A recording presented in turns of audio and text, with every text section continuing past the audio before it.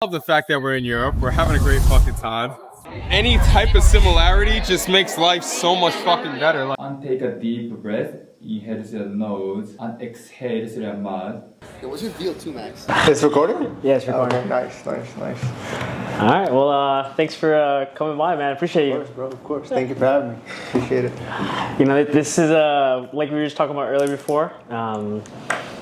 We recorded a video back in I think 2021, and we were both. I think it was before that. Before that. I think so. And we were both like, oh, let's record something. Let's start a podcast. And we recorded it, and we looked at it, and we were like, no.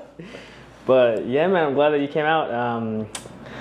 You know, I've always looked up to you a lot, and I want people to hear other people's voices and their upbringings. And I feel like you're one of those individuals that have had a lot of growth. You know, you're 28 years old right now, but the 18-year-old I knew back in the day is not the same man I have right in front of me. So yeah, man, tell people a little bit about yourself and your passions and any insecurities or any advice. It's crazy because you said 18-year-old self, and I'm like, wow, bro, that was 10 years ago. Yeah, time flies. Yeah. 10 years ago when we met. Yeah. And you're right. Like, we're not different. We're not. I mean, we're not the same. Like, we're so different. Yeah. And then, you know, speaking on that video, I wish we had it. Like, I wish because even it was only a few years ago. But I bet if we watch it, like, we'll probably be like, oh my God, so much growth, like, just in those years. But I mean, in terms of myself, is there anything specifically that you'd like to know, or? You know, what you went to school for, what you do in your free time, things like that. We can start off like that. So I went to school. Actually, in high school, I had no idea what I wanted to do, bro. Yeah.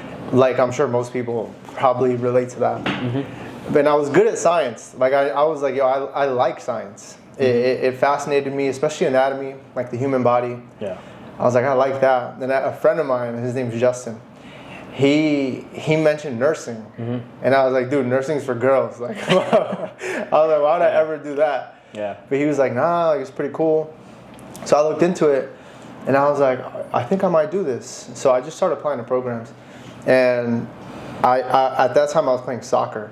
Mm-hmm. And I was really passionate about soccer, bro. I loved it. Like, I grew up playing it. My dad played soccer. And I wanted to play soccer. Like, for me, it was like, I don't really care about nursing. I want to play soccer. Yeah. You know? Yeah. So I actually got, one of my friends was playing for Hunter College, and he reached out. I reached out to him. I'm like, dude, can you help me out? Like, speak to your coach. Like, I'm looking to go to school. And I knew Hunter College had a pretty good nursing program. So I spoke to the coach there. I actually got into Hunter for soccer. Mm-hmm. But when I applied to Hunter's nursing program, I didn't get in. And I was like, oh man, like, now I have a choice, because I got into a nursing program at another school, and it was a matter of trying out for the soccer team. So it wasn't like a guaranteed entry. Yeah. And I really thought to myself, I'm like, all right, I'm good at soccer, but I'm not like excellent, great at soccer. Like, I knew that if I applied myself, like, I probably could go pro. Yeah. But I just knew that wasn't like it for me. Like, I wasn't going to be a professional soccer player. Yeah. It was more of just like a passion and something that I loved, because of like the team aspect of it and the exercise you get from it. And for me, soccer's so fun. Like, it's that one thing that when I'm in it. Yeah. I feel so present, and nothing else matters. And you were playing because you were a little kid, right? I was playing since I was a little kid. I was playing since I was a little kid, and then I stopped for a while. Yeah. I actually got real chubby, and I just wasn't doing anything. I was just eating a lot, and then I got back to it when I was like 13. Yeah. 12 or 13. But so I sat and I'm like, all right, do I go to Hunter and like just choose a different major, but like play soccer, or do I go to Mercy where I'm like in the nursing program and then just try out for the soccer team? Yeah. I just thought long term. I've always like considered that thinking long term is smart, and it's always a good thing to do. Yeah. So I was like, all right, I'm probably gonna just go to Mercy because it's like a guaranteed entry to the nursing program, and I'll try out for the soccer team. Yeah. Which I did, by the way, and I didn't make it. Oh man, I didn't know that. Yeah, dude, it was crazy because in high school we always won. Like, the soccer team in high school, we always won. Every year we won the state championship. Not state championship, sorry, city championship. We won 4 years in a row. Like in high school, we were just winners. Yeah. So it's like, I just won all the time, you know? Yeah. And now I'm in college, I try out for the soccer team. I thought I did great. Then the coach calls me, I see the number, I'm like, yo, he's gonna tell me I'm in it. I pick it up, he's like, hey, after careful evaluation, we're not gonna move forward with you. He's like, we have a full squad already. Yeah. And I remember I was heartbroken, bro. I was like, no way, like what, how? Yeah. And I think I asked him like, how? Like, I was like, why? Yeah. And he was like, dude, like we have a team, like you're not in it. Try out again next year. Yeah. I remember I was super like hurt about that. But yeah, so from there I just went into the nursing program. It kind of like found me. Like I wasn't like, oh my God, I want to be a nurse. It was kind of like, I'm not sure what I want to do. I like science. I like to help people, to serve people. Yeah. And my friend Justin was speaking about nursing. I looked it up, considered it, applied, and I just got in. So it kind of just, I don't want to call it luck, but the momentum of it like came back, and I was fortunate enough to make it. Yeah. And then I just started going to school. And then the whole process of school, like while you're in it, your first, second, third, fourth year, like it was rough then, huh? A lot of studying? Well, I mean, it depends like what you perceive as rough. You know what I mean? It is difficult, like, going from high school and now you're in college. Yeah. I think the biggest thing for me was I dormed my first year. So it was like the ambiance and the environment of dorming. Like it's college. I left home, and now I'm like here in this environment. There's a bunch of new people, and there's like parties every week. There's drugs. There's alcohol. You know what I mean? So that was probably the biggest factor. Yeah. Because it's a lot of change. Like you go from being here, and then now you're in this environment where it's totally different. There's no like parental guidance. Like everybody's just on their own doing their thing. Yeah. And you really like you can do whatever you want, kind of, in a sense. So that was the trickiest thing for me, because it was hard to focus on the studying, because I was more focused on like living the life. Yeah. You know what I mean? Like hanging out with everyone, going to sleep late, going to parties, drinking a lot, having fun.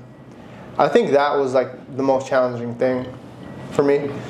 But I only dormed for 1 year. Yeah. Thank God, because I literally remember I looked at the student loans.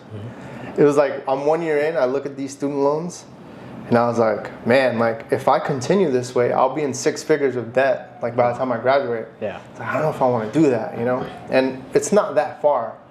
It's only like about a 2-hour commute. That's pretty far. 2 hours there? 2 hours there. Yeah. That's pretty far, bro. Yeah, I know. It is pretty far. However, in the grand scheme of things, when I really looked at it, I'm like, all right, if I leverage those 2 hours, like I could just study on my way to school, get to school, like focus, do what I have to, and then study or do work on the way back home. Because it's 4 hours. It's a long time, like you said. But like if I leverage the 4 hours, then it's not that bad. And I decided to do it. And then the rest of the school was like I was commuting. Yeah. It was the next 2 years was tough because the class was Monday through Friday, and sometimes it'd be like, I think there was like a Monday class. It was like 9 a.m. to 3, and it was like a 3-hour break or something. And it was like, I think it was a 4-hour break, and then it was 7 to 9. Yeah. I had a class from 7 to 9. So it's a long break. It's a long break. Yeah, it's a long break, and I'm like coming from Queens, going all the way to Dobbs Ferry. So it was tough, but it was worth it. Yeah. Like now looking back, I'm like, it was definitely worth it. Just for the fact of like I didn't graduate with 6 figures, thank God, of debt. There's still some debt, obviously, because of the first year of dorming, but it wasn't as bad. Yeah. I'm thankful I had that perspective. Yeah. Yeah. That's good, because when I was going to school, I went like right after high school, and I went to college and dropped out probably at least 5 to 7 times, because things happened, life happened, it didn't feel right for me. And I remember this one professor, I failed like a history exam. I'm thinking like a 52, 53. And he was like, if you failed my exam, you should reevaluate your life, because that was an easy exam. And I'm like this, and that same day I dropped out. And I was like 18 years old, 19 years old. And I felt so defeated. And I was like, fuck this, man. I'm gonna go work construction, or I'm gonna go be a waiter, And And then that's eventually when I found you at Leonard's Palazzo. And yeah, man, I'm glad that you didn't graduate with a bunch of debt, because now I'm actually back in school, of course, as you know, and using my military benefits, and thank God, I'm very grateful for it. But a lot of kids don't know, like, you can get into debt real fast just dorming, and also that lifestyle of just drinking and drugs and stuff like that. Like 17, 8 years old, you're not with your parents anymore, and depending on your background, how strict they are, like you can get into a whole deep rabbit hole. Yeah. And I saw you grow up, and you were a little party animal yourself, you know. So to see you grow as an individual, I'm like, wow, like it's very inspiring, because I also felt like I was in the same path as you, and I always loved this about us, and that's why I value our friendship, is because over time, like I would see you like get into like running, and I would get into running. I got into swimming, and then you got into swimming, and then we started doing jiu-jitsu, and we were both doing it together. And now recently when I did my Ironman, I only did it because I saw you do it. I was like, oh, I was like, no way, I have to do this now. And I'm glad I signed up, man. And then last minute, I decided not to do it. And then last minute I messaged you, I was like, should I do it, man? And then you told me like something along the lines of like, if you think you can, you definitely will. It was definitely a lot more better, a lot more inspiring the way you said it. But yeah, man, I'm glad I did it. And I'm glad that you came out to support me, because it was a rough race, but it was something about being alone in your own thoughts, and no music, no phone, nothing at all. It's just you just running, swimming, and biking. It's like a mental game. It's not even physical at that point. What do you think you learned from that? Ooh, it was a lot, man. I mean, of course, as you know, I got out of a really bad relationship back in June, and it messed me up pretty badly. And I was like codependent on her, and also codependent in the military at the time. And it was my first time being alone, and I remember being inside my apartment just having like a panic attack, and I was like anxious, and I was like, yo, like I can't be alone right now. And I remember I called you crying, and I remember like I was like, yo, what should I do? Like I don't know what to do. And for the first 2 or 3 months, like I would wake up every morning and think about this girl, and I was sad. I was shattered, and that's why I kind of got into running around the same time. And like I would just run like every other day, and then like I started swimming a little bit. And then in regards to answering your question, it wasn't about the race itself. Like race days, like took me like 7.5 hours to complete the whole course, right? It wasn't about the race particularly. It was more about the time I invested into that race. You know, the hours I spent running, swimming, biking, even weightlifting, or even just cooking or on the way to the gym. And I remember you told me like, you got to do a brick workout. And I was like, what's a brick workout? And you're like, oh, it's like when you swim and you go run. And I was like, all right. And then you said, oh, don't bring your headphones. I was like, what? And you're like, don't run with no music, man. You know, you're on race day, you can't run with music. And I was like, I can't run with music? I was like, no way, man. So I did it for the first time, and it felt like very freeing, actually. And I felt like I was getting through a lot of thoughts that I was having. So what I learned was that it's important to be alone, and whether it's going for a walk or signing up for these races or traveling by yourself, like it's very well needed, because I feel like, particularly as for men, like when you get broken down into a relationship or maybe even family trauma, whatever the case is, to rebuild yourself up is very difficult, and you need time to be alone. And there's a difference between, I learned this recently, there's a difference between being alone and being in solitude. You know, being alone, being lonely is like, hey, like I'm pushing everyone away, and like I just want to be by myself, and like it's kind of like more of a, I guess, sad or depressing type of vibe. And being in solitude is like, no, like I need this for myself. Like, hey, like I'll hang out with friends and family and go to events, but my solitude is where I find peace. And now afterwards, the race, man, it's gotten a lot better. I feel like I've healed a lot from my last relationship, and I still need more time for myself, of course, to be single. And also, I look up to you about this as well, because I don't want to chase like lustful relationships anymore. I want to, fall in love, and I'm not going to rush it anymore. And I feel like I've learned a lot more about myself just being alone the last 3-4 months in the last like 3-4 years. It sounds like doing the race and It's interesting that you said that like it wasn't really about the race day. Yeah. It was more about like the training and like those little workouts, those runs, those swims, those bikes. And that's a super good analogy because I was thinking about this myself recently too. Like it's not necessarily about the thing. It's about who you become in the pursuit of that thing. Like that's really what's most important. That's where most of that value comes from. And that's why it's like you want to do more of the thing, whatever that thing is for you.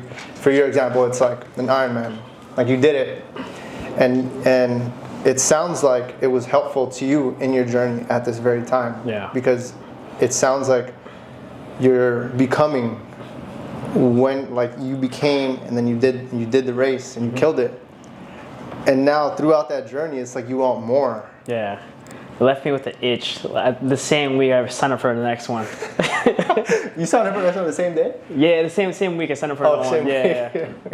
Yeah, man. It's the one coming up in April. This time, because I love to travel. I've gone backpacking a few times, and I was like, oh, what better way to do a marathon, but also travel at the same time. So of course, as you know, I signed up for Peru, so I'm super excited for that. But this time around, I actually trained for it because I kind of did this last minute, as you know, like last month, bro. I think I rode the bike once or twice. I rode like one day, like 2 miles, and the second day I rode like I think 40 miles, and I was like, all right, I'm gonna go do this Ironman, and my quads are shot, man. Yeah. But this time around, like I definitely want to put more time into biking and swimming, and of course nutrition, and also just eating right. I learned this from you, and also from just online stuff. Is like it's all about what you eat, man. Like 80%, 90% is like literally about what you eat. Like I've noticed so much results in my physique and my body fat in the last I think a month and a half. I've just been eating better, and it's not even like a significant difference. It's more in regards to eating whole foods, not eating fast food, and completely cutting alcohol. Because this summer, man, brother, I don't drink at all. But after the heartbreak, I started drinking on the weekends and going out with friends, being in places where I shouldn't have been. I was trying to find love in the club, man. That's not gonna happen, But the constant drinking, once I cut that out, I noticed so much. Like my sleep got better. I went from sleeping like 4 or 5 hours to 7 to 8 hours, and like I noticed that like my runs felt better, my libido, like my testosterone, how I felt as a person. Like it just drastically changed when I cut out the alcohol. When was the last time you drank? Wow, that's a good question. Honestly, actually, this New Year, well, 2020 from 2024 to 2025 on New Year's, I was in Colombia. Yeah. I was with my wife's family. Yeah. And that was the last time I had a shot of aguardiente. It's a Colombian drink. Are you familiar with it? Yeah. So it's a very popular drink in Colombia. And it's funny because I'm there and I'm like, I don't drink, guys. Like, I'm not drinking. But in South America, it's very cultural. Like, it's very different from here. Like most times down there, when they're drinking, it's more of like you're not drinking to like be totally blasted and like thrown up on the floor. Yeah. You're more drinking because like it's part of the vibe and it's part of the evening like routine for that specific day. So it's funny because I'm there, I'm having a great time. They're like, come on. I'm like, nah, I don't drink. It's a peer pressure. Yeah, they're like, nah, come on. I'm like, guys, I don't drink. Yeah. No, I don't want it. And then as the evening goes on, we're dancing, the salsa comes on. And then I'm like, all right, I'll take one. If you take one, it was like another one of the cousins who also doesn't drink. And then her dad, everybody. So that was the last time that I took a few shots of aguardiente. But I mean, besides that, it's been years, man. Like, it's been a very long time. And it's because, like, I was in it. I was drinking a lot, especially in college. Yeah. And after college, too. Actually, when I met you, I'm pretty sure you saw me drunk many times. Dude, I blacked out so many times at your place, man. Yeah. Like, we used to black out together. But it came to a point where I asked myself, like, okay, is this bringing me closer to the person I want to become, or is it pulling me away from the person I want to become? Yeah. Is this bringing me closer to God, or is it pulling me away from God? Yeah. And then once I answered those questions, I realized that it wasn't serving me, so I had to not do it anymore. Yeah. You know what I mean? This year in January, it was more of just like a fun thing, and I just took a few shots, just to be with the family, laugh, have a great time. But it's not something that I do on like a consistent basis. Yeah. Personally, like for me, just in terms of my core values related to health and related to wellness, it's not something that I incorporate like in my lifestyle. You know what I'm saying? A glass of wine every few months, sitting down having dinner with my wife, it's fine. Yeah. Like when we went to Japan for our honeymoon, it was a great time. We were there for about 20 days. And one of the nights, we actually went out and we had a glass of dessert wine. And it was so much fun. It was awesome. It was like a great time. Yeah. So I'm not like I don't drink at all, like never drink. It's more of like, I keep it away from myself. But every now and then, I'll have a nice time like that. Yeah. Yeah.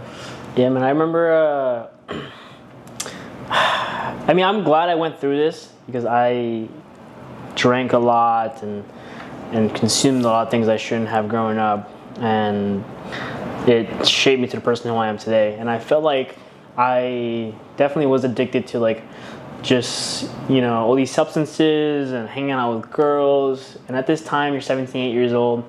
You're not really thinking much, you know? You're like, oh, like, I just want to have a good time, you know?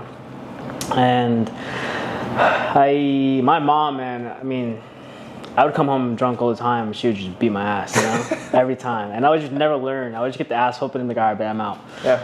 And I feel so bad for her because growing up, my mom, she had to deal with me and my two other brothers, and we were all basically the same. We were just all troublemakers. God bless her soul. And she had to deal with my father too. So it's like my poor mom, just the only woman in the household, you know?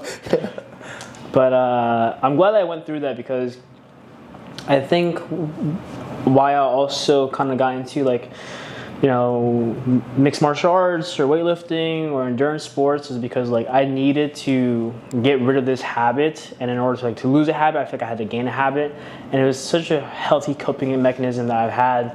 And my dad put me in mixed martial arts back when I was like, I believe 14, 15. I came home. Oh, you remember Steve? Yeah.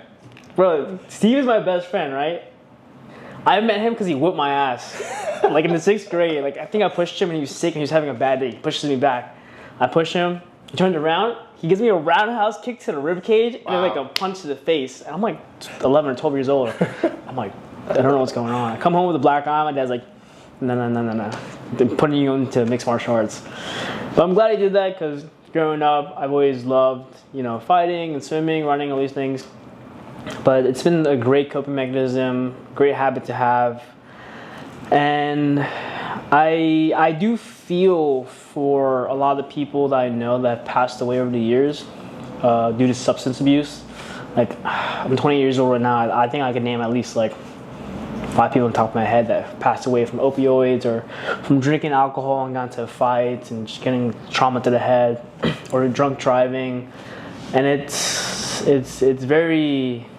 very sad. It's a very touching subject because every once in a while, like I'll see a post where it's like, oh, like rest in peace, and like no way. Like, and then I remember one time I was at the gym, Body Gym in Flushing, I think in 2016, and I remember I worked out with some kid called Kevin Castrata, rest in peace. And I remember I was trying to join the military at the time.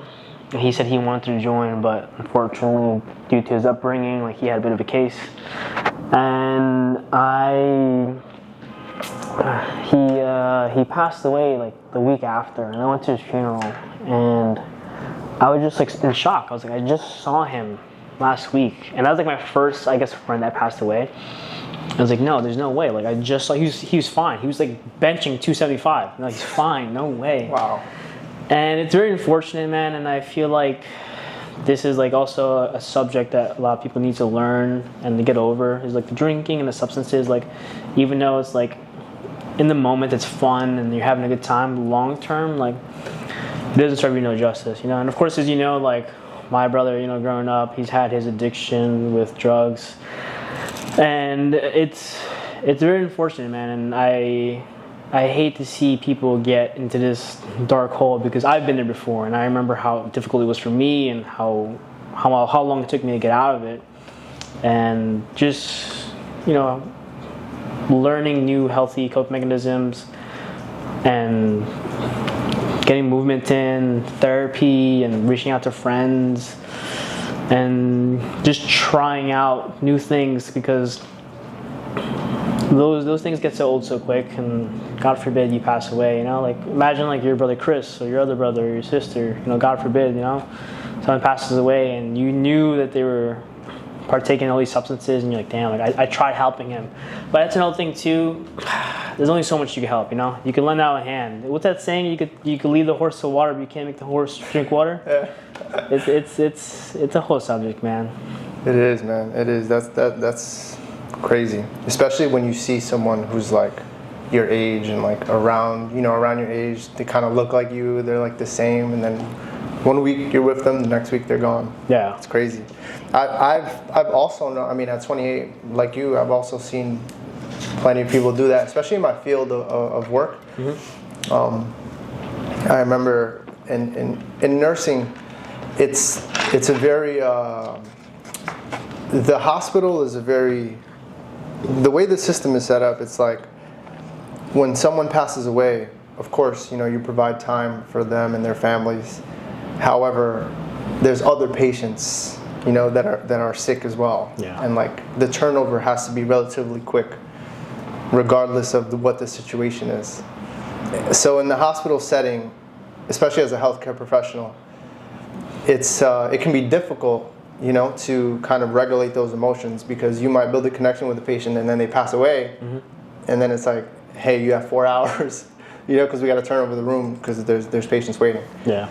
But I remember specifically there was this one patient I had many patients pass away on me, and I'd feel sad, but it was never really.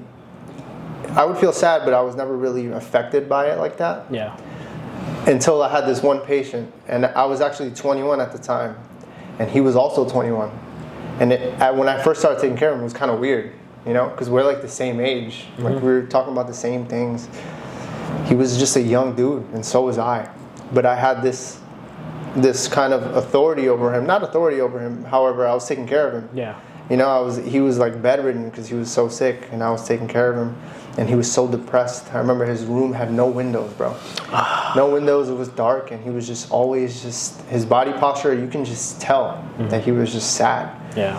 And over time, he was there for a long time, and I built a connection with him because I'll try to make him laugh. I'll try to do something to get some joy out of him, because he was just always in the room. No one would go visit him because his family lived in another country. Just a real sad situation. And then after a few months, I think it was 3 months, he ended up passing away. And he just passed away, bro. Like, he was deteriorating, and we knew it was going to happen. Yeah. But when it did happen, I just remember I was so young, and I was thinking to myself, I'm like, whoa. Like, it hit me. Yeah. Like, that really hit me. Someone so young could just, from one day to another. And, like, situations like that really show you that, like, health is a privilege. Yeah. And, like, if you have both arms, both legs, and you have the ability to go out and catch a workout, to go out and catch a run, to go to the gym and have some movement, to just go outside, go for a walk. It's richness. Yeah. You know what I mean? Like, you're a rich man or a rich woman if you have the ability to do that. And you have to take advantage of it, because it's a gift. It really is a gift. And I think that my field of work really taught me that. It really, really taught me that, how much of a gift it is. I read this statistic somewhere. I can't remember off the top of my head. But it was like, if you have the health and wealth to be able to wake up, to be able to read something and understand it, to be able to go to your fridge, drink some clean water, to be able to take some cash out of your wallet and pay for something or give it to someone, and to be able to go in your closet and have some clothes and throw it on your back and go for a walk or a run, you're actually like in the top 10% of wealthy people in the world. You know what I mean? We take that for granted. We take it, yeah, we do. We definitely take it for granted. But it's an interesting perspective. And I think that it's super important for us, like how you were saying, to let go of the habits that are no longer serving us, and try to go on the pursuit of the virtues that we know will help us. Yeah. Yeah, man. It's. I saw this meme, like this video, like on social media, where this person was just turning just the light on. He was turning the stove on. He put some clothes in the washer. And he took some food out of the microwave. And he's like, I'm blessed to have all this. And I thought to myself, like, wow, like, we always just tend to forget these simple things that we take for granted. Like, you have family in Puerto Rico, I have family in Colombia and Peru, and I've visited them. And when I've gone to Peru, like, I remember I went to like my half sister's place, and they put like a big bowl of rice and like a little bit of chicken, right? And I was like, all right, bet. So I'm gonna have some of the rice, and this chicken was all for me. I was like, all right, I'm gonna dig in. And then my dad was like, mijo, this chicken's for everybody. I was like, what? I was like, that's only like 40 grams of chicken right there, you know? And I remember later that night, I went to go take a shower, and I go upstairs, and I'm walking up the stairs, and there's no roof on the second floor. And I was like, why is there no roof? Like, and my dad's like, oh, they're trying to build another floor, but they ran out of money, so this is how it is for now. I was like, no way, what the hell? And I remember going to the bathroom to try to turn the shower on, and I'm like, there's nothing coming out. And I asked my pops, I'm like, yo, pop, like I'm trying to shower and it's not working. He's like, no, like, you're supposed to use, you see the bucket of water? You're supposed to, you know, put some water on your head and wash yourself. Wow. And I remember being, I think I was like 19, 20 years old. I was like, whoa, like I can't fathom doing this, you know? And I came back home, and just having the luxuries of doing all these things was so nice, you know? And it's like, even like I remember on my last deployments with the military, like we were in Africa, and like you're sharing a bathroom with so many people. You're sharing rooms, you know, and even though like I loved the deployment, it was a good time, the simple pleasure of just going to your own bathroom, closing the door, and just having a nice bowel movement and peace was just so grateful to me. I felt so grateful just to be able to do it when I got back home, because I'm like using the bathroom out there, and it's like it's all dirty, and it's like 20 people are using it at a time, and like, you know, just sit down, take your pants off, go on your phone, and just have bowel movements. And just, I was like, wow, like this is, I take this for granted, like that's crazy. Or even grass, like in Africa, there was no grass where I was at. There's no grass? There's no grass Wow. where we're at, yeah, on our base. So when we got back to Texas for post demob, I remember there was grass, and me and all my boys like, no way, we just lay down the grass, like, yo, oh my god, we miss grass, we miss trees. But it's a little thing that we take for granted for, you know? And I fall accustomed to this too, you know? I think like, damn, like, I want a better place, or I want a better car, or like, you know, I'll be happy. And this is the thing I saw a long time ago, is like, a lot of us tend to put happy as like as a destination. Like, oh, I'll be happy once I graduate. I'll be happy when I land this job. Oh, I'll be happy when I have this girl, or oh, I'll be happy when I travel the world. But like, if you're living your life like this, you're never gonna be happy in the moment. And that's something I struggled with for a very long time, until like recently, where I'm like, I'm getting better at it, where I'm just like learning to be present.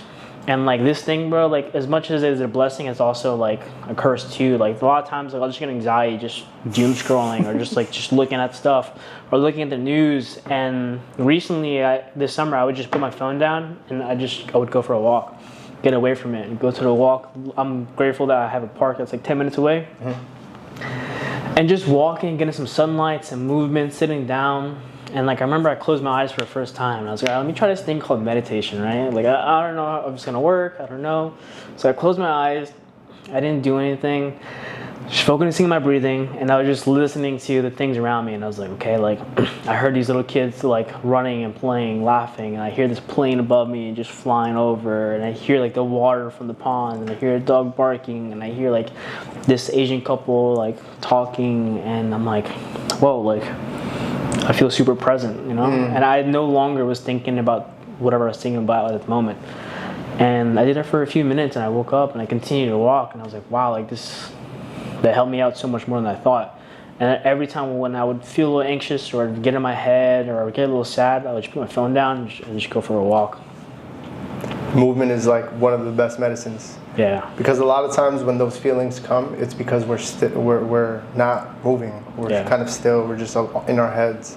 So it's like the one thing that you can do to just snap you out of it. Yeah. Especially like leaving the phone, because like you said, it is a blessing, but it may also be a curse if you allow it to be a curse. Yeah. You know what I mean? But it's super easy because it's right there. You know, you can just grab it and look up whatever you want, scroll whatever you want. Yeah. And a lot of times, like it can be a distraction, because it might take you away from the things that you know you should be focusing on.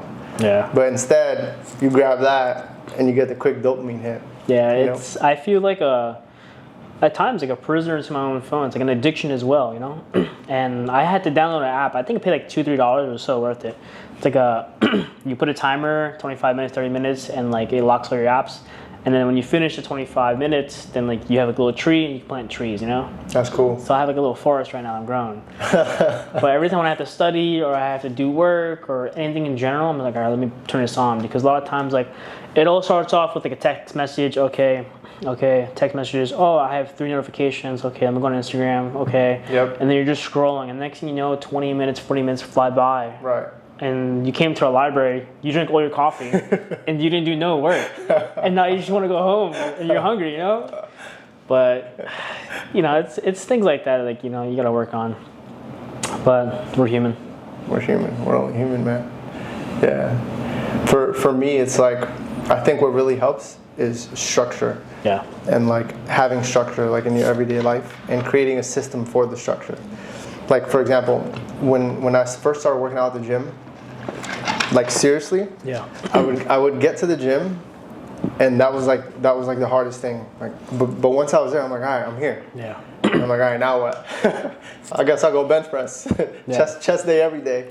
I guess I'll go bench press and do some squats and do some deadlifts. Yeah. And you know, you would see some progression. You would feel yourself getting strong. Mm-hmm. But there was never really persistence in the progression. Yeah. Like you might get strong and you might get a little bit leaner or fitter. Yeah. But then you'll hit this wall. Yeah. And it wasn't until recently, I'd probably say it's been like a year, maybe more, where you create a structure and you create a system around the things that are important to you in your life. Mm-hmm. So for example, like for the gym, it's like now I'll go to the gym, but instead of wasting mental energy thinking, okay, what am I going to do? There's a plan and there's a system and there's a schedule already for it. Yeah. So you go to the gym, you pull it out, and like you know what you have to do. So instead of kind of looking around everywhere, you have it here and you follow it exactly as it is. Yeah. And then you go, you put the work in, and then you leave, and then you continue with the day. Yeah. And like a system can help with the phone stuff too. My wife also has a similar app. It's really cool actually. It tells you, like you go to open the app, for example, she has it on Instagram, so she'll open Instagram and she'll have like a 5-minute budgeted use, and then it stops. It's like, oh, I can't go on it anymore. And then when you try to go on it again, the app tells you, are you sure you want to do this? Take a deep breath first.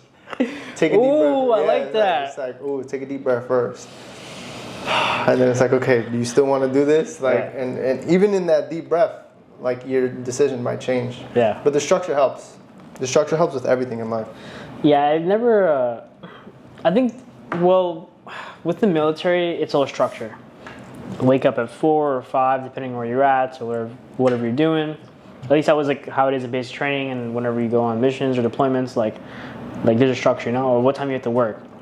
And I was just so used to like just being told what to do. Like, yo, report at 06, get this done, chow at 12, dismissed at 4. And then I remember, at least overseas, like we would work 2 days on, 2 days off. And then like we work all day, you know, and then probably go hit the gym at night or in the morning. If you're a scumbag like me, I would sneak in during work and try to, you know, hit the bench press. And my 2 days off, I remember we had like only a limited amount of time, so we would only do so much and like work out, spend some time with the boys, and reach out to family and friends back at home. But the structure is very well needed, because then when I finished, you know, being full-time with the National Guard, and I was just, you know, being a civilian full-time, I was just like, wow, like, what do I do now? Like, I was so used to being in a relationship where like my ex would be like, oh, like, let's do this, or hey, like, you know, I have plans for me and you to go see my parents, or oh, we're gonna do this. And then like I would be working some type of like construction job at the time, and like hitting the gym here and there, but like not having a structure like hit me pretty hard. Like when I got out of the military and when I got out of that relationship, I was just like, wow, like I don't have no structure. And I didn't have the job at the time either. And I was like, what do I do? What do I do? And like, there's only so much you can work out. Work out for an hour, 2 hours, you know, maybe get a second workout in a day, but then like throughout the day, I'm like, I have no idea what I'm doing. And I was getting a little anxious. And then fast forward to now, like I'm busy with school, you know, training for this Ironman, and you know, now like recording a little bit, and like I'm having a passion for it and it's fun. And like taking salsa classes, you know, so I'm being very productive, but now I started like scheduling like how my weeks look like, you know. And I remember I spoke to you once, and you're like, "Oh, Sundays I schedule everything out, you know, because you have your work schedule, and then you could kind of figure out what you want to do for the week." And it helped me out so much. And I remember like some girl I follow on Instagram, Kristen, she would always like post like her schedule, and I would think to myself like, why would you have to do all that? Like she would put like, oh, lunch here and there, and like, oh, laundry here and there, tutor someone here and there, work, gym. And I was like, that takes so much time. Like, why? Just go throughout your day. It wasn't until I actually started doing it where I was like, oh wow, like it's very productive, and it's actually a good key to success. Where I felt like I have everything planned out, and all I have to do is just wake up, look at my time, and I'm like, okay, I have to do this, or I have to do X, Y, and Z. And it's helped me out so much, and you know, you're not always gonna hit the schedule right on point, but I feel like that's okay, you know? If I said I was gonna swim 12 to 2, but hey, my classes are a little more difficult than I thought today, you know what, I'm probably not gonna swim, or maybe I'll cut the swim a little shorter. But scheduling, you know, your weeks or your workouts have definitely helped me out a lot. And same thing for meal prepping too, man. Like, I'm glad we started talking about meal prepping recently, because I started prepping on Sundays, and it's just so much easier. I wake up, I grab my 3 meals, my oatmeal, my fruit, and I just go about my day. And when I get hungry, I'm like, oh man, all that pizza smells good. Or like, you know, free food is the best food, you know? And people are like, oh, yo, I got some wings. You want some wings? Like, oh, it smells good. But I'm like, I have a ground beef and rice, and like chicken and rice, and like, that would go to waste, you know? Yeah. You know, my family back in Peru would be like, yo, what do you mean? You got food. Come on, you know? And things like that, just eating and just on the go. And then like over time, just meal prepping, scheduling, you know, your workouts or your week, or even just hanging out with friends. And that's another thing too that I started realizing over time was like, I was hanging out a little bit too much, you know? It's good to hang out with friends, you know? And it's definitely well needed. But I was like, oh, like, I had to limit that down a little bit less, where I was like, okay, like I have more priorities I have to take care of, and I can't always hang out with my friends on a Tuesday or a Thursday. So I would try to limit it, you know, to maybe 1 to 3 times a week. But yeah, scheduling definitely does help out a lot. Yeah. I mean, with the friend thing, that's important, because when you're in the pursuit of a better you, being around someone who's like always available, sometimes that could be a red flag. You know what I mean? Yeah. It's not to say, like, for example, like, one of my long-term goals is to have the ability to do what I want, where I want, when I want, with who I want, however I want it. So technically that would mean that I'd be available most times. Yeah. But in the pursuit of that, I wouldn't want to be around people who are constantly available. Yeah. You know what I mean? Yeah. Because then that means that they're likely not on that same mission. Yeah. But back to what you were saying about the structuring, like, it does make a difference. And like for me, what you said about the meal plans it made me laugh, because the hardest thing for me is food. Yeah. Like the temptation of food is like, oh my goodness, because I love to eat, bro. Yeah, it's also an addiction too. It is. Yeah. It is. Well, I noticed that once I studied virtues and I started to study what it is to become a man, because I believe like the pursuit of a man is there's two main things. The first one is studying yourself and seeing where you're not doing what you know you should do. Yeah. And then the second thing is to look at virtues and to see which one that you need the most, and to go on an unwavering pursuit of those virtues. And when I was studying these virtues, in Catholicism, one of the sins is a sin called gluttony, and it means that you're just like a gluttonous person. Yeah. Meaning, not necessarily only with food. However, most people do know it, that it's defined as in like always overindulging in things that taste delicious and feel delicious. Yeah. So for me, I'm like, wow. Like most times before, like years ago, I would always overeat. Yeah. Always, bro. Like getting seconds is like a non-negotiable. Like I'm going to get seconds. Yeah. And I would see it in my results, because there'd be times where I'd be training, however I wasn't progressing.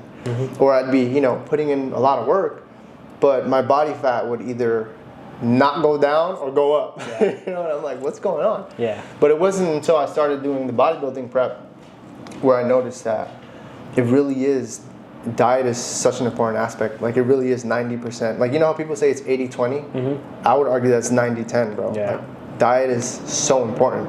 And when you really dial in and start to count the macros, for example, and do the meal prep, and stay prepared, that's when the results will really start coming in. Yeah. But it can also be one of the hardest things because, like you said, the temptation of food.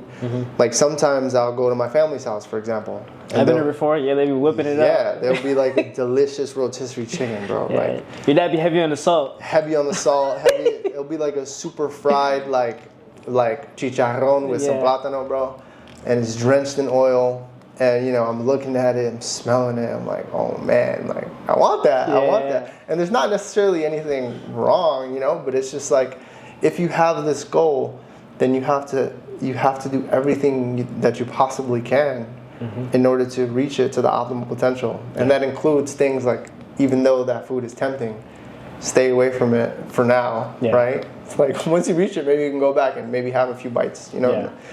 But it's that for me that was one of the most challenging things. Yeah, man. Gluttony is definitely something I struggled with for a long time because like I would just eat and I would just inhale food and not even enjoy the food or be grateful for it. Recently, I've been making more of a habit to pray before I eat. Do I do it every time? No, but particularly, especially when I'm with my friends, like my friend Andy or Steve, like recently when we hang out, I'd be like, hey, like, I would cook or they would cook or we get some food and like, hey, like, you guys want to do grace or I'll do grace? And no one ever says, nah, I don't want to do grace, you know? Yo, that's true. So then we all do grace. So we all like close our eyes, hold hands or not hold hands, and I would either say it or someone else. And I felt like it brought so much more, I guess, presence to where we were at and where we were eating. And I would just say, hey, I'm grateful for this food in front of me. Hey, I'm grateful for you guys to be here. I'm grateful for everything that you guys are doing. And little things like that help me out where I'm like, okay, like I say grace, I'm like, okay, let me eat my food and be more conscious of my eating. And it definitely helps out with what you eat and how much you eat. But I want to go back to what you said earlier in regards to what defines a man. Right? I remember I thought about this like the other day. And I remember I was like, oh, I gotta ask him this, you know? And you actually brought it up, but what do you think that defines like a man? Being 20 years old, and if you had to give yourself advice at 18, what do you think defines a man? Because I feel like a lot of people have this misconception. It's about muscles, it's about money, it's about status, it's about what you drive, or it's about who you know or what you know. Like, what do you think that defines a man? Such a great question. That is such a great question. Yeah. I think that it's the answer to that question is like I'm still figuring it out and I'm still in the pursuit of it. Yeah. But however, I think that what defines a man is understanding, kind of similar to what I said earlier. It's like understanding where you're not pursuing progression. Yeah. What are the things that are holding you back in your pursuit of that progression? And then studying the virtues and seeing which ones you know that you need the most and doing the most that you possibly can to achieve those virtues. I also think that what defines a man is his closeness and his relationship to God. Yeah. Have you ever seen the movie The Gladiator? Yeah, I saw the second one, I believe, yeah. Oh, you saw the second one? Yeah. Have you ever seen the first one? No. The first, it's a great movie. But essentially the gladiator is like the manliest man of all men. Mm-hmm. He's just like this super strong guy. He's a warrior and he defeats all of his opponents.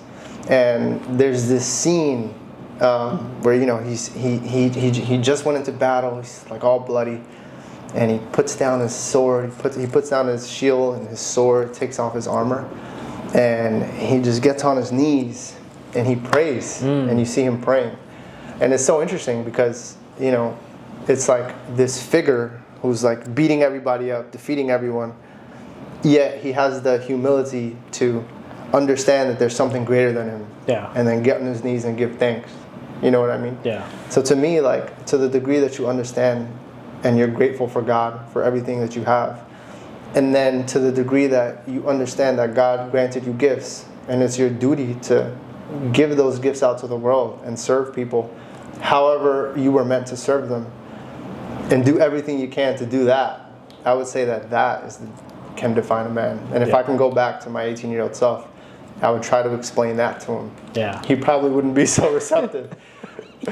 However, you know, I think when we were 18, we were, you know, and we were very different, but I think that we always had that mindset. Yeah. You know what I mean?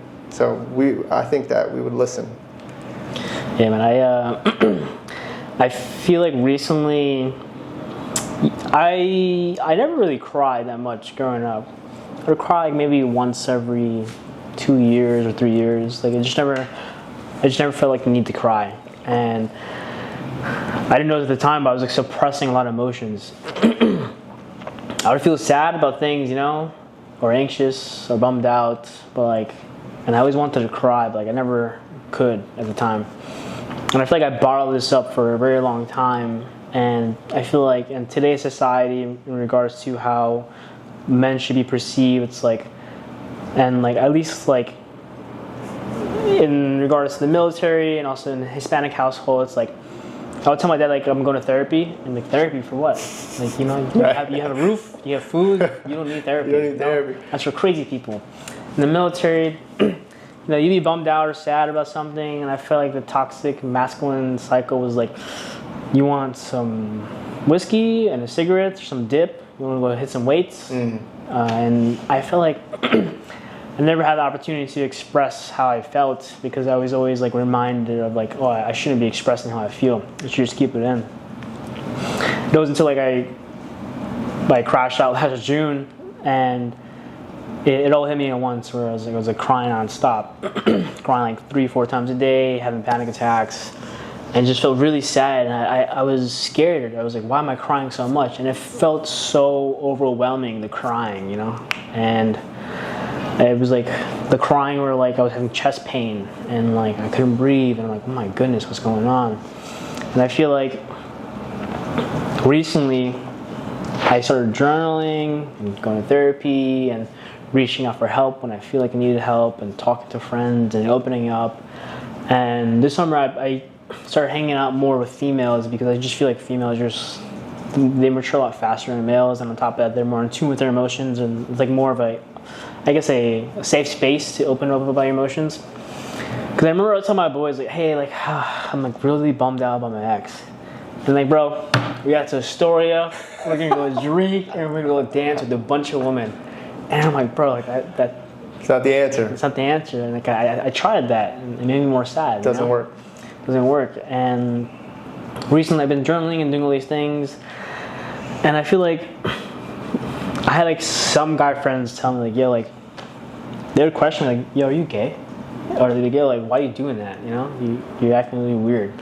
And I'm like, so it makes me gay because like I want to talk about my emotions, or like I started journaling, or these things. It made no sense to me.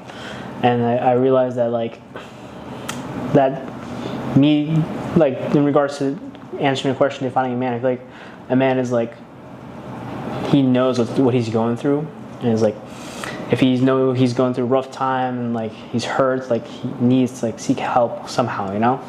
And I feel like this toxic masculine cycle of like today's society, whether it's like your background or military or your family or friends, like I was always like kind of like caved in to not really express my emotions. Until recently I started doing so, and I started journaling. And one day I was like, you know what, like one day I decided to take a picture of my journal, right, and post it.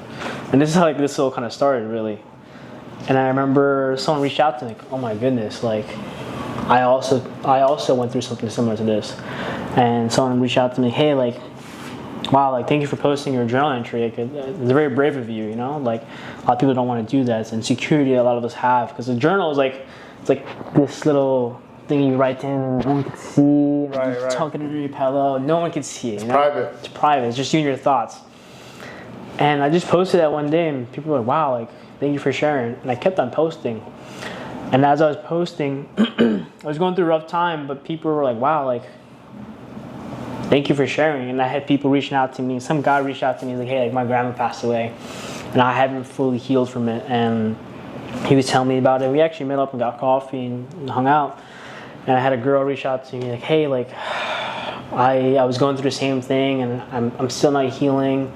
And this summer I feel like a lot of people reached out to me just for me posting my journal entries and me expressing how I feel, and that it's okay to not be okay, but as long as you have like healthy coping mechanisms to steer you in the right direction, that it's gonna be fine one day. And I remember always hearing people be like, hey, like time heals everything. And I'm like, fuck that, or already hear that. Time don't heal nothing. But I wasn't giving myself no time. I wasn't giving myself no grace. I wasn't having no patience with myself. After a week, I'm like, I had to heal. I got things to do, but Right. like over time, I realized like over a few months, I slowly started healing, and I was like, you know what, like time does heal. As cliche as it sounds, and that was kind of like the whole.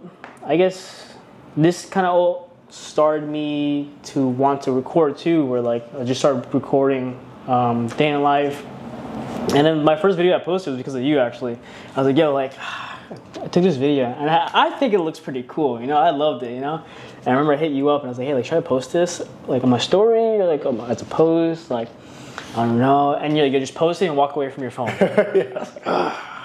So I did that. Posted and I walked away from my phone. You actually walked away from the I phone? walked away from my phone, yeah. And it kind of like started off as like a trend where it's like I would post something, and like I felt like I was passionate about it or had fun with it, and I think it was the most important part. I was having fun, you know, and I would just walk away from my phone, you know. And then recently, when I posted me talking about journal entries, I was like, yeah, what do you think? And you're like, yeah, I love it. I was like, I want to post it. And you're like, yeah, post it and walk away from your phone. Tell me the same thing. So I posted and walked away from my phone. And a lot of people reach out to me like, hey, like, yo, I love this. Like, this is great. I feel like a lot of people don't speak about what they're going through. And recently I've come to this point in my life where like, I'm not the man I want to be, but I'm not the man who I used to be, basically a little boy. And I see myself growing over time, and I want to be open with who I am as a person. And I don't want to post like or show good things about myself only, because then that's not reality, you know? Mm-hmm. There are days where I press snooze on my alarm clock. There are days where I ran out of meal prep, and okay, like I had some fast food, maybe I had some Chipotle, you know?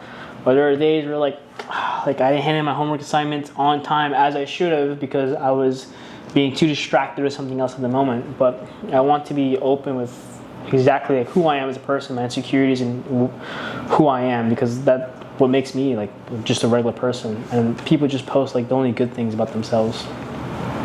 There's actually a study, I'm forgetting what it's called now, but there's an acronym for it.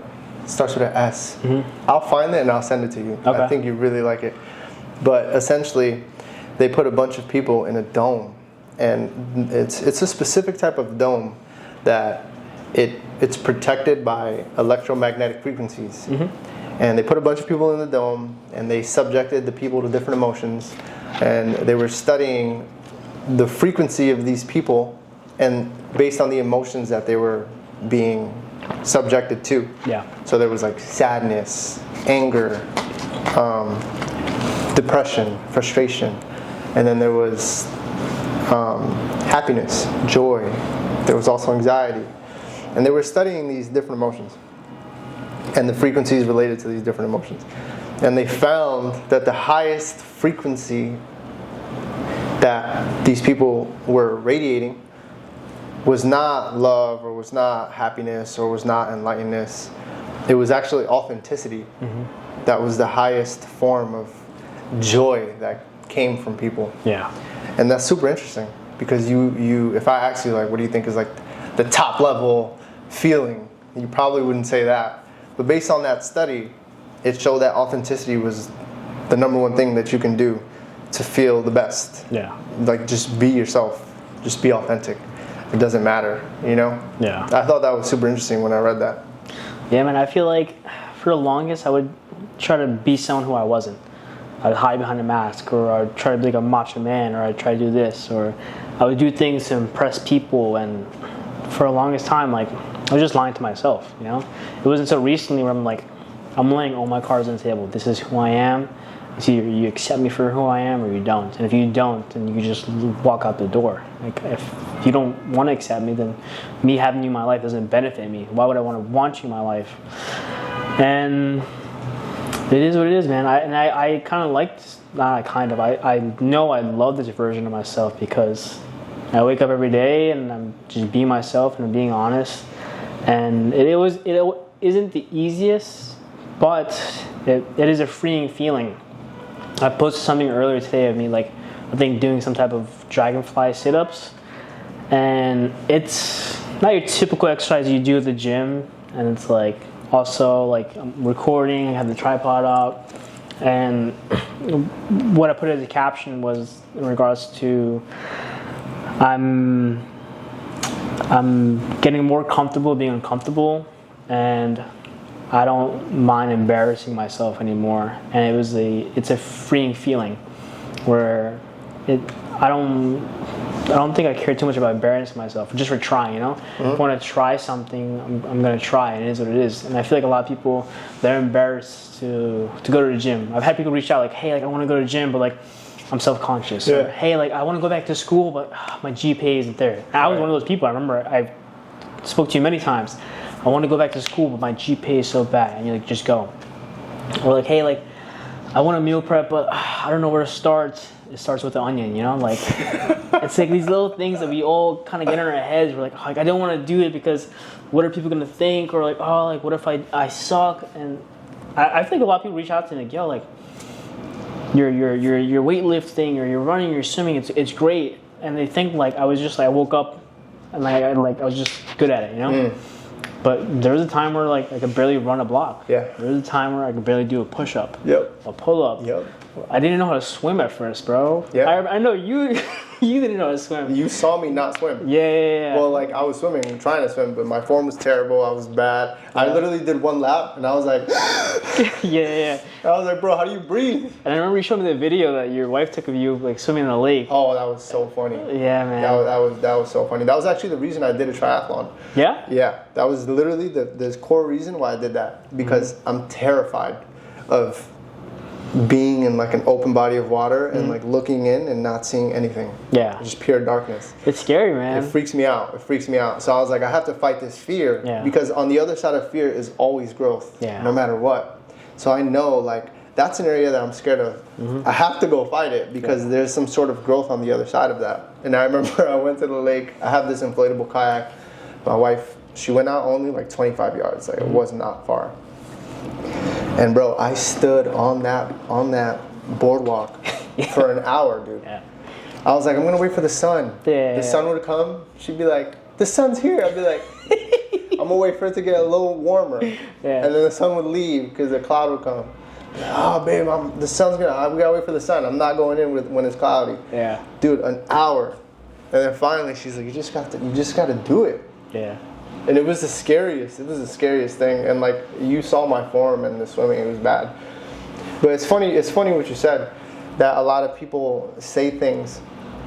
And what's interesting, I heard this once, and it was someone saying, whenever somebody says a thing and then they say but, whatever they just said is not really true. Yeah. Like they don't actually want it. Yeah. It's like, oh, I want to do this, but it's like, if you said but, then whatever comes before but doesn't really matter to you. Yeah. Especially like saying words like I want to, but, or it's like, because words are, like, you know how, have you ever heard like your eyes are a window to your soul? Yeah.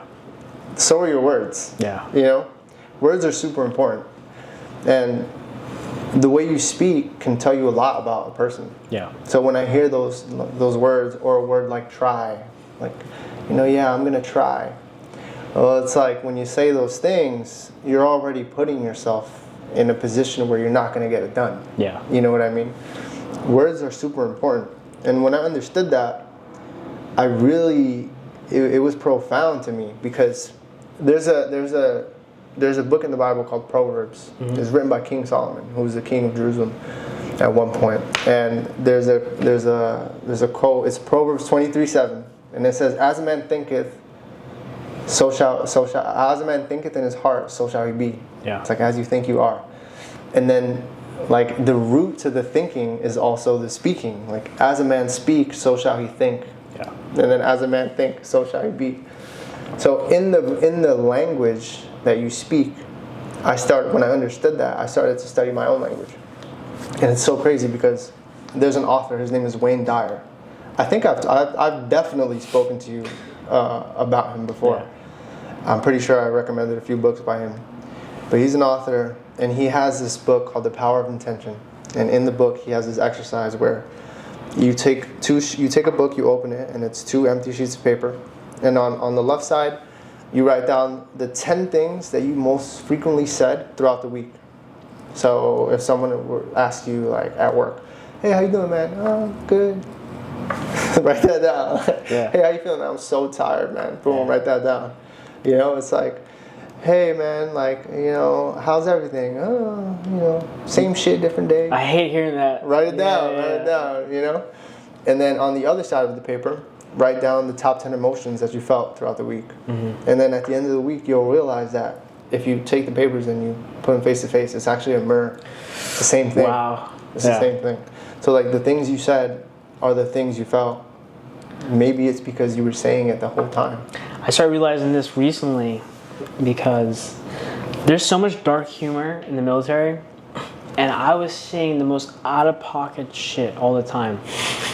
I would be leaving, hanging out with friends. All right, guys. I'd start dapping everyone up. Hey, I'm out. Hey, yeah. Hopefully I hit a divider on my bike on the way home, you know? Yeah. You said things like that. Or like, you know, I would say, hey guys, you know, have a nice day. Hopefully I don't wake up tomorrow morning, you know? Yeah. Or like, I would just hit on my friends and be like, hey, how do you think a bullet tastes like, you know? Just like a question, you know? And it was just so dark.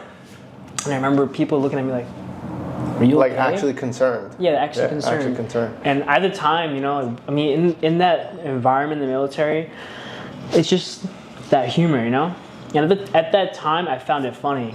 And I was continuously doing it over time. And I remember, like, for a while, I just didn't feel right, you know? I just felt like something was off. And I remember one of my close friends, he's also a sergeant, Centeno, he would ask me, hey, how you doing? I'll be like, living my best life, you know? And I always say it, like, every day. And he would see through my bullshit. And he'd like, no, you're not. Like, something's wrong. And at the time, like, no, everything's great, man, you know? And I started realizing, like, all these bad, dark humor jokes I was saying about, like, whether it was suicide or, like, getting into accidents or things like that. And I'm not suicidal at all, but it was such a bad characteristic that I had. And I remember I spoke to one of my friends, Hossein. He got out of the military. He's also at Queens College with me. And he told me that a lot of people that are saying these jokes, they're reaching out for help. They don't know at the time, but like they're reaching out for help. And I thought about that, and I was like, I think he's right. Like I think I was reaching out for help, and like I wasn't okay. And it wasn't until like recently where like I started speaking better. And I remember when I wanted to do this Ironman, and the training plan that you gave me that I did not follow at all. I'm so sorry. But Dude, don't be sorry to me. Be sorry to yourself. yeah, you're right. But in that training plan, it said in the bottom, I want you to say these things like all the time. Do you remember what it was? I'm probably gonna mess it up. Well, I mean, there's a whole list. There's a whole list. But for me, like that's the most important part of the training plan. Yeah. You know, that's what's gonna really make you or break you. You know what I mean? And because a race, I mean, you know this, dude. Like you've done it. Mm-hmm. It's 90% here. Yeah. It's literally all here. You can train, of course, you have to, right? You can prepare your body, but at the end of the day, what's gonna give out first is not your body, it's your mind. Yeah. So for me, it's like every training plan for clients needs that because that's the most important aspect. You have to train your mind in the same way that you train your body. Yeah. They're both interconnected in so many ways. But some of it is like, I am so blessed to train today. Yeah. You know, it's like you're bringing in the gratitude, and you're also bringing in the fact that you understand that you're blessed enough to use the body and you're training. It's like, I am strong. I'm focused. Every single rep, every single stride, every single step, every single pedal gets me one step closer to becoming an Ironman. That was it, yeah. It's like certain things like that, right? Like you're declaring them, right? Because you're actually doing the thing. It's not, you're not saying like, I train hard and then you never train. You know what I mean? Yeah. Like you're doing the thing and then you're declaring that you're doing it. And because you're speaking it, now you're focusing on the thing that you're saying. Yeah. It's a system in the brain. It's called the RAS system. It stands for the reticular activating system. Ooh. It's insane. Yeah. Essentially, one of the main functions of this system is it really highlights attention and focus. And you can actually, like, we could practice it now if you want. Yeah. We'll practice it. So, look around the room, I'll give you 10 seconds, and tell me everything that's black. Okay. Okay. Now tell me what you saw that was blue. Possibly that was it. Yeah. Okay, now focus on what was blue. Now focus on what's blue. I'll give you 10 seconds. Look at everything that's blue. It's blue? Yeah. Okay, can you tell me what you saw was blue? The bed, my sweater in the closet, a foaming roll I have, a mat. It's crazy because your bed, for example, is that really blue? Like maybe, I don't know. It doesn't really look that blue. But because I asked you to find the blue, like your brain made it blue. Yeah. And like the foam roller, bro, that's like, I guess it's a shade of blue, but it's not really like that blue. But because I asked you to find the blue, you found it and you pulled it out of certain things. Tony Robbins does this exercise. And in the same way, like if you activate your RAS system to the declarations, for example, if you're training for an Ironman, it's like every pedal gets me closer to that race. Or today I'm grateful and I'm able to move my body, and when I go to the gym, I'm gonna have a great workout, regardless of anything. Or something wonderful is gonna happen today because I know it is. Yeah. Like now you're targeting your RAS system to put your attention and your focus to the things that you just said. Yeah. So naturally you're gonna walk around and you're gonna find opportunities. Yeah. Naturally you're gonna have a good training session. Naturally you're gonna understand that with every rep, you're getting closer to your goal, and it gives you this sense of progression. Yeah, in my journal, I would always like journal about like how I felt for a while, and for a good period of time, it was just like bad journal entries of me being sad. Till one day, like I was like, you know, let me start adding like some good stuff in this journal, because I was reading it like, this is sad, and it was a mirror of who I was. So I started adding things of, We're live. we're alive. We had some technical difficulties, but we fixed it. No such thing as problems, only solutions. Ooh. But yeah, going back to regards to what I was saying, and we'll try to wrap it up, is I was journaling, and I would journal like a bunch of sad things, and it wasn't until like I started writing like mantras and where I was like, hey, like, you're handsome, you're intelligent, you're strong, have grace for yourself, be grateful for where you're at, people love you. And I was doing that more and more, and over time it compounded so much where I was like, wow, like I actually felt it. And then in my everyday life, I'd be stuck in traffic, and I have a truck, man, so I ain't going nowhere. Yeah. So I'm in this truck and I'm like, fuck, fucking hate this traffic. And then one day, that same day, I was like, that moment I was like, whoa, I'm grateful that I have a car. I could be stuck in this traffic.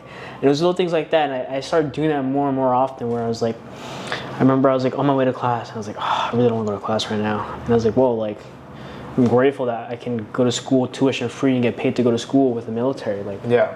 And just tweaking my words and tweaking, I guess, like the perspective of things, where like these things that I don't want to do, but I'm doing it because it makes me a better person, I should be grateful for it. You know, like when I go to the gym and I throw the 90-pound dumbbells, and I'm like, damn, this shit is so heavy, I'm like, fuck. And then I think to myself, like, wait, like, put on some muscle and I've been getting stronger. Like this is exactly what I wish for, you know? Right. And what am I wishing for right now? I want to touch the 100, you know? I'm not there yet, but tweaking my words and what I say. And to go back to what you're saying, what a man says describes who he is as a person. It's like a reflection of himself. Right. It's like another window to the soul, just like the eyes are the window to the soul. Yeah. It's true. And like catching yourself, that's really good. Like when you catch yourself, because it's so easy to have those thoughts, bro. Yeah. Because I'm reading this book right now with my wife. It's called Secrets of a Millionaire Mind by T. Harv Eker. It was recommended to me by Gabe. You remember Gabe, right? Yeah. It's my best friend. So he read it with his wife, Ash, and he recommended me to read it with Carol, my wife. So we're reading it. And he talks about how the programming that we've had throughout our life, it leads to our thoughts, the things we think throughout the day. And then the thoughts lead to the feelings lead to the actions, and then the actions lead to the results. So if you want to like reverse engineer it, per se, you would start with the results that you have. What is it that you have right now that you don't want? Yeah. And then reverse engineer it back to see how you can change your thoughts and how you can change your programming. And what you said is really good, like catching yourself. I do that too. I catch myself all the time, bro. Yeah. Literally today, like on the way here, there was a bunch of traffic. Yeah. It's New York, you know. There's always traffic. Yeah. So I'm sitting in the traffic, and I was just like, oh my goodness, man, like, you know. And then I read recently, it's like next time you're sitting in traffic, instead of being annoyed at the traffic, reach out to somebody you love. I do it like, all the "Ooh." time. I think we Like, spoke about this too. yeah, that's great. Yeah. So I call my nephew Jonathan. I didn't call him, but I texted him. Yeah. I sent him a voice note. Like, yo, I'm sitting in this traffic, bro. I'm thinking about you. Like, how are you? You know? Yeah. And it changes your state. Like, it changes your your perspective.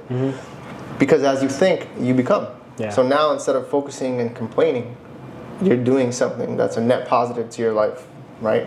Reaching out to the relationships, or just catching yourself in those moments. Yeah. And it's super interesting because the author, his name is T. Harv Eker, he talks about how we have these files. You ever seen a filing cabinet? Yeah. Like, you know, when you open it up and there's just like a bunch of things and you look through it to find whatever it is you're looking for. Our brain and our mind is a filing cabinet, and we have a bunch of files that define who we are. The thing about these files is that a majority of them were given to us by the people who we were surrounded by our families. A lot of these are generational. Yeah. And the thing that people don't know is that they have the capabilities to take out the files that are not serving them and add new files to their cabinet. Some people think that the files they have are just the files they have, and they have to live their life based on those files. Yeah. But that's not true, you know? Like, the programming that was given to you, it's not yours. You can change it, and you can remove the things that don't serve who you want to become, and add new things that do serve who you want to become. And it's such an interesting analogy with the filing cabinet. But that's good that you catch yourself. It's super important, and it's important for people to know. I think it's the same saying in regards to like your deck of cards that you're given in life. You don't get to choose them. You don't get to do anything about it. You can't change it, and you have to live your life. But it does define you as a person. And I remember growing up. You know, I always lived here in Flushing my whole life, and I remember like, damn, like all my friends are Asian. I'm so dark. I hated being dark, man. I was like, I want to be Asian, you know? And I remember I get upset. I'm like, damn, why could I be born Asian? But the deck of your cards you're given doesn't really define you as a person. And I feel like that applies for your health. You know, growing up, in my family, like a lot of diabetes runs in our blood. I'm 20 years old and I don't have diabetes. But at a young age, I was already convinced I was getting diabetes. I remember one day my mom was like, no, you can't eat that puppy, you're gonna get diabetes. And I was like, I'm getting diabetes no matter what. Just, come on, Mom, let me get McDonald's. And it was such a bad mindset, you know? Or things like just being, you know, my parents migrated here, like how many parents migrated here. We didn't have all the money in the world. We lived in apartments all our life. And I remember growing up and I was like, I'm gonna be poor. And that was like such a bad mindset to have. Fast forward now, am I the richest man ever? No, but I am financially well now, and I have good outlets where I can, you know, invest and travel and have fun, take care of my responsibilities. And it's really like just a mindset. I feel like that also applies to family as well. And sometimes you have family members that you just don't get along with, or vice versa. And this can get like a touchy subject, but sometimes someone in your family just isn't meant to be in your circle, you know? Sometimes you have to cut people off, you know? I think sometimes you have to keep on moving forward, and if someone's holding you back, whether it's like a toxic relationship or they don't bring the best version of yourself, then it is what it is. You can try to resolve the relationship as you should, but sometimes you can't, and you have to move forward. And I feel like your peace of mind is so important. And as I get older, man, it's more about my peace of mind and the man I want to be and the life I want to live. And like you said, like you have an agenda and there's things that you want to do that brings you closer to your agenda and closer to your relationship with God. And I feel like a lot of things that I was doing in the past wasn't serving me no purpose, you know? And it's like the same thing in regards to like, show me your friends and I'll show you who you are, you know? And growing up, like, I had bad friends and I had to cut them out of my life. I had a friend that we used to do a lot of bad things together. I had to cut him out, and it wasn't only so recently we started hanging out. And I'm glad that we're both on a different spectrum of life where like we're both doing the right thing, and I'm like, oh, like I'm glad I cut you out of my life because now I could bring you back into my life and we have similar interests like working out or we like going to coffee shops and talking. But yeah, man, I'm glad I had you over as my first person to interview, and you're someone that I think that should be heard, and I think a lot of people can learn from you, and I'm grateful to call you as a friend. Thank you, bro. Me too. I'm grateful. I'm grateful for our friendship. I actually want to talk about what you just said because I think it was so powerful, and it reminds me of a video I watched by Patrick Bet-David. Are you familiar with him? Yeah. He's somebody I really admire, his leadership and just the way he communicates. He has this analogy with a rubber band, bro. And he takes the rubber band and he wraps it around his hand, and he's kind of extending it like this, right? And he talks about how you're here and you're tied to the rubber band, which is on this hand. Yeah. And sometimes you try to shoot up to get to that next level of your potential. But as you're trying to shoot up, the rubber band kind of pulls you back down. And the analogy is maybe the rubber band is your closest people. Maybe it's somebody you love. Maybe it's your family. Maybe it's your mom or your dad. Yeah. You know, usually it's someone who's really close to you, someone who loves you very deeply. And they're holding you back because it's their programming and their mindsets that aren't aligned with yours when you're trying to reach that next level. Yeah. And in the analogy, he actually goes, and there's so much like pulling back, trying to go forward. He finally just breaks it, and the rubber band comes back, and like it hits him, and he starts like, it's super red, and he actually like is bleeding a little bit, and it's like, it's gonna hurt. Yeah. You know what I mean? Like in order to get to that place, sometimes you need to let go of those people, and sometimes letting go is gonna hurt. It's gonna cause pain in that moment. I've seen like a picture of that recently where it's like holding a rope, and like sometimes when you're holding a rope and it's burning your hand, like you don't want to let go because you need this rope, but sometimes letting go of the rope is just freeing, you know? And it's not to say like, yeah, I'm gonna call my mom and be like, Mom, I can't hang out, you know what I mean? Like, it's not to say like, okay, but it's just something you have to be very conscious about. Yeah. Robert Kiyosaki talks about that in his book. He has a book called Cash Flow Quadrants. Mm-hmm. It's a financial literacy book. But he talks about this in a sense of, you know, you are who you surround yourself with. And he actually has this exercise where he's like, okay, think of the 6 people that you are closest to and that you spend the most time with. Mm-hmm. And he makes you think about them. He makes you write down their name, their occupation, what they do on their spare time, who they are. And then he's like, okay, now think of the person who you want to become. And ask yourself, do they have the same habits? And it was like hard for me to do that because I was like, wow. Like I noticed that, okay, like who I wanted to become is not necessarily aligned with who's like my top 6. Yeah. And it's not to say that you're going to cut everyone off. Yeah. It's just like, you have to be conscious. Yeah, you just have to be super conscious about who you're surrounded by because you really do become who's in your circle. Yeah. You know? So it's something to be mindful of and something to definitely appreciate. Yeah, man. And it's like you said, you don't have to cut these people off. There are some people that like I know I shouldn't be hanging out with, or maybe they don't bring the best out of me just because of our past. But I'm still cordial with them, and I'm still friends with them. I'm like, hey, like, I'm sorry, I can't hang out. I'm busy, you know? Or like I shoot them a text, or sometimes we catch up on the phone, you know? But I know like they don't bring the best version out of me, and like I'd rather just not hang out with them. Or maybe like they're a good old friend from the past, and I'm like, oh, like there's a lot of experience, there's a lot of, you know, time there.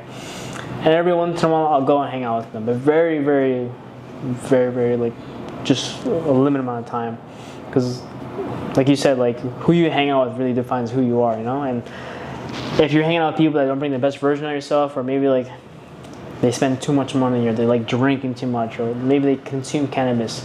It's legal to smoke in here, you know, in New York. You know, I don't consume it. I'm glad I don't anymore, but I don't judge you if you smoke cannabis, but it's just, that's not who I am, you know? I remember I was hanging out with a couple of friends, and someone came in the car, and I met this guy for the first time. I give him a handshake, and he's like, hey, is it cool if I roll up in here?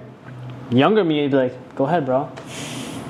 And me that day, I was like, I do mind actually. Yeah, like don't roll up in here. In your car? Yeah, my car. Yeah. I was like, yeah, please don't.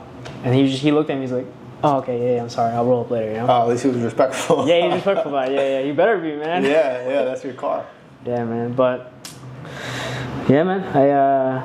I think we should start wrapping this up because we've been here for an hour and a half. But I'm glad we did this first talk and you were my first person interview, and I think I'll have you again in the near future, honestly, because I feel like there's so much we could talk about. Right. But we're just getting started over here. Yeah. We could definitely do another one in the near future. Awesome. Thank you for having me, brother. I appreciate it. Of course, thank you, man.